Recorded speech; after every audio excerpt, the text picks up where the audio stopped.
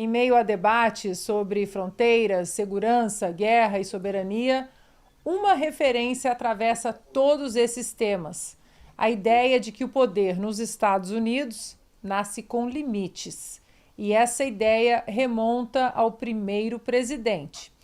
George Washington não foi apenas comandante militar, o Commander-in-Chief, como é chamado o presidente dos Estados Unidos, mas foi o homem que definiu o tom institucional da nova nação ao aceitar que o poder deve servir à Constituição e não se sobrepor a ela. Na semana do seu aniversário, revisitamos o legado de George Washington e a arquitetura política que ainda sustenta os Estados Unidos da América. Em 22 de fevereiro de 1732, nascia na Virgínia o homem que se tornaria o primeiro presidente dos Estados Unidos. George Washington não foi apenas o comandante da independência americana, ele foi o arquiteto silencioso da transição entre a Revolução e a República. Ele liderou tropas contra o Império Britânico e poderia ter concentrado o poder. Poderia ter se tornado chefe vitalício de um novo regime, mas escolheu renunciar ao comando militar. Escolheu submeter-se à autoridade civil, escolheu limitar o próprio poder e esse gesto fundacional moldou o caráter institucional dos Estados Unidos. Quando assumiu a presidência em 1789, o cargo ainda era uma experiência inédita. Não havia modelo claro, não havia tradição consolidada. Washington sabia que cada decisão criaria precedentes.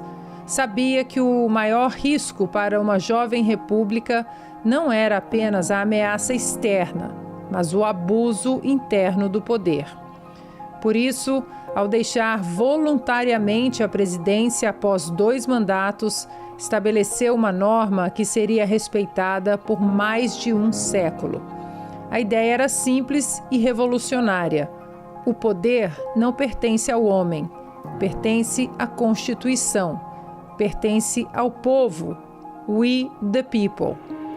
Ao longo da história americana, essa concepção foi testada inúmeras vezes, em guerras, crises econômicas, disputas ideológicas e confrontos culturais. Há inúmeras lições deixadas por, talvez, o pai fundador mais importante dos Estados Unidos. E o discurso do Estado da União é uma dessas tradições. Um momento em que o presidente se dirige não apenas ao Congresso, mas à nação.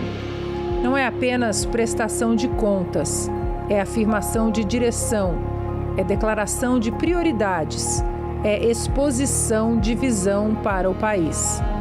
Do século XVIII ao XXI, o ritual permanece. O executivo fala diante dos representantes do povo sob o teto do legislativo, dentro das regras da Constituição. E isso não é um mero detalhe protocolar, é arquitetura institucional, é a herança de Washington. Em tempos de polarização intensa, de debates acalorados sobre os limites do poder e o papel do Estado, recordar George Washington não é exercício nostálgico, é lembrar que a força de uma república não está apenas na vitória eleitoral.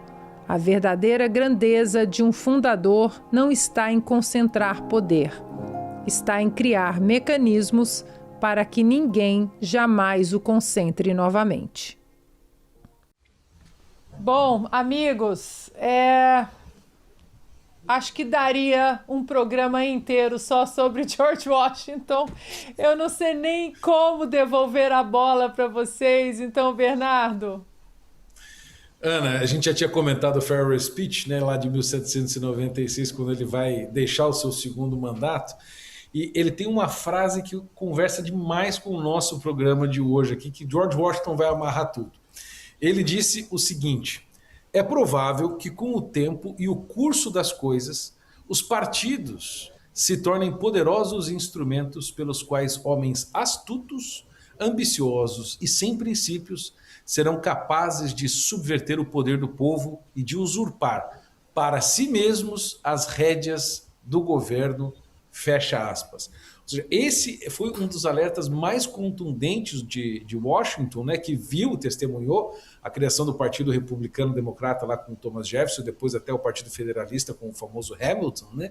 Mas ele advertindo este problema de que a lealdade partidária poderia subverter a lealdade à nação, subverter a lealdade à Constituição e criar rixas internas entre os partidos, né, que é justamente como nós começamos o nosso programa, né, falando da divisão lá que os democratas não levantaram. Né, e que essa briga entre os partidos poderia tirar o foco do desenvolvimento da nação. Então, aos americanos, George Washington parece estar dizendo que devem todos, né, concentrar-se no país, na Constituição, e não no que é melhor para um partido X ou para interesses exteriores ou pessoais, mas que a fidelidade à Constituição deve estar em primeiro lugar, isso também ele dizia. Então, Ana, obrigado pelo programa de hoje, pela condução, Ivan e também o nosso amigo Flávio, que hoje consagrou-se pela Islândia. Boa noite, Bernardo, obrigada. Bom, George Washington diria para os democratas, you are crazy. You are very crazy, né? Exatamente. Ivan, George Washington, desculpa, meu amigo, mas o grande comandante que derrotou os Redcoats, daqui das colônias, um abraço para vocês em Londres. Briga. Obrigada, Ivan, boa noite. Não tem que brigar porque era uma guerra civil interna, é coisa interna. Não tem... Esse argumento, obviamente, que não se sustenta 5 segundos. Estou sendo irônico. Ana, mas esqueceram olha só, de avisar a França, então, né? Que era uma guerra interna. Pois é. O George Washington é tão grande, mas tão grande que até mesmo os britânicos reconhecem a importância dele, o seu legado. Quem visitar Londres, eu recomendo que o faça. Nós temos aqui na Trafalgar Square, que também é uma praça em homenagem ao grande comandante Nelson, que derrotou o exército de Napoleão, a flotilha de Napoleão ali na Batalha de Trafalgar, na Espanha. Ali na Trafalgar Square, então, nós temos a estátua de George Washington. Em Westminster, nós temos 2 presidentes homenageados com estátuas. E são eles, George Washington, e Abraham Lincoln, ou seja, os 2 que nós citamos aqui. Não é coincidência. E olha só, Ana, uma curiosidade, o George Washington foi eleito as 2 vezes para presidente por unanimidade do colégio eleitoral. Ninguém conseguiu isso depois que ele. E ele, justamente no alto da sua grandeza, teve uma grandeza ainda maior de dizer não, eu não quero um 3º mandato, que coisa que ele conseguiria com certeza. Talvez ele, naquele momento, o George Washington era um homem tão à frente do seu tempo, em certa medida, que acho que ele previa a situação que isso poderia gerar no futuro, não para ele. Ele já estava assim, bem de idade, enfim, não seria um benefício para ele, mas o estrago que isso poderia causar na América. Olha só a importância de uma decisão de um homem certo no momento certo. E os Estados Unidos, eles vivem muito desse legado até hoje, como a questão, por exemplo, que nós comentamos no programa da quarta-feira, vale a pena ressaltar aqui, das midterms, ou seja, que um deputado federal, que seria o equivalente a deputado federal, tem um mandato de 2 anos.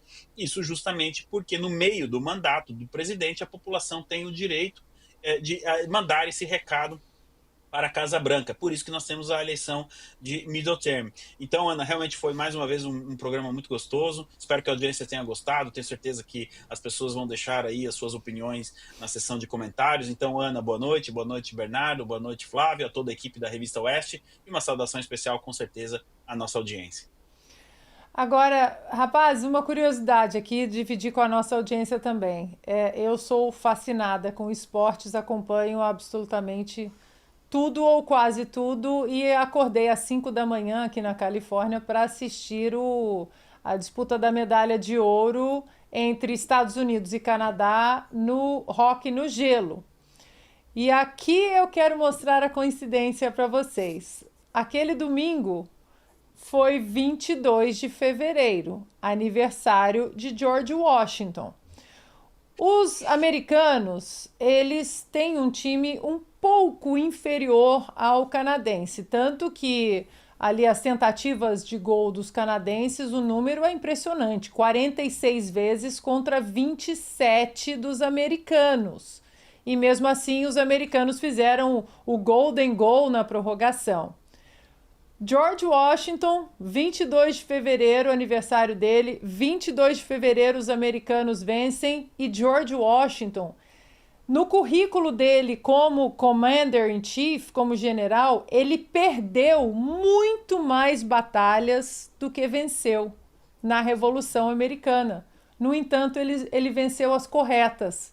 Ele venceu aquelas que desestruturaram todo o esquema militar ao longo dos anos dos Redcoats. Portanto, uma coincidência aí do universo dos meninos perdendo sempre contra os canadenses e no dia da medalha olímpica eles conseguem vencer.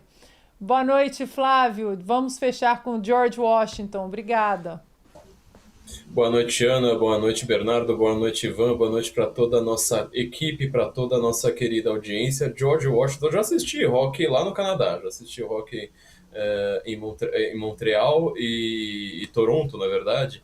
É sempre sensacional, um esporte maravilhoso. O Canadá entrou em guerra 3 vezes com os Estados Unidos, ganhou todas. Olha o perigo que são esses pequenos estados, né? Lembrando que o Canadá tem uma população minúscula também, apesar de sua grande extensão territorial, mas é um país, naquela época, né, de caçadores. Hoje, infelizmente, essa coisa que é hoje.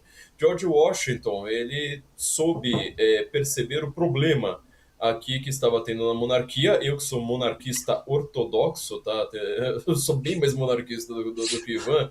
Ele conseguiu perceber um problema na monarquia e ele ofereceu não uma solução para aquele momento, igual a Constituição de 88, né? Teve um regime militar, vamos criar uma Constituição aqui só de vingança.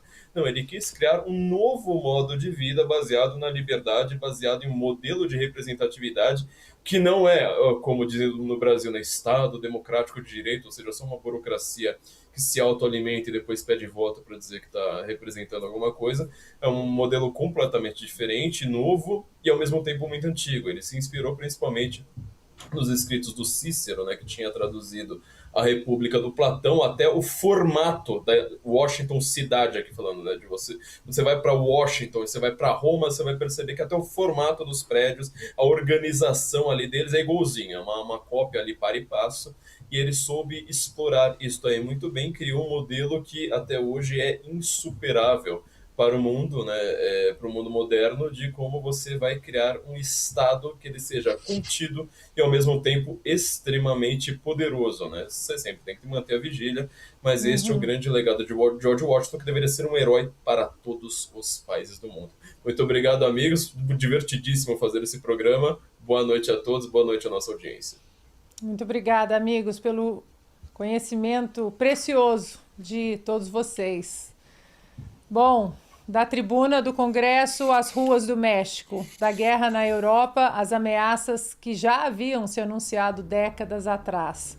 O poder é sempre testado por crises externas, por divisões internas, por escolhas que moldam gerações. Mas a história ensina algo menos confortável. Nenhuma república entra em declínio de um dia para o outro. Ela se desgasta quando perde clareza sobre seus próprios fundamentos, quando confunde compaixão com desordem, quando transforma princípios em conveniência, quando esquece que soberania e responsabilidade caminham juntas. A estabilidade não é automática. Instituições resistem quando o poder aceita seus próprios limites. E a pergunta que permanece é inevitável. Somos herdeiros à altura daquilo que recebemos ou arquitetos do declínio que permitimos?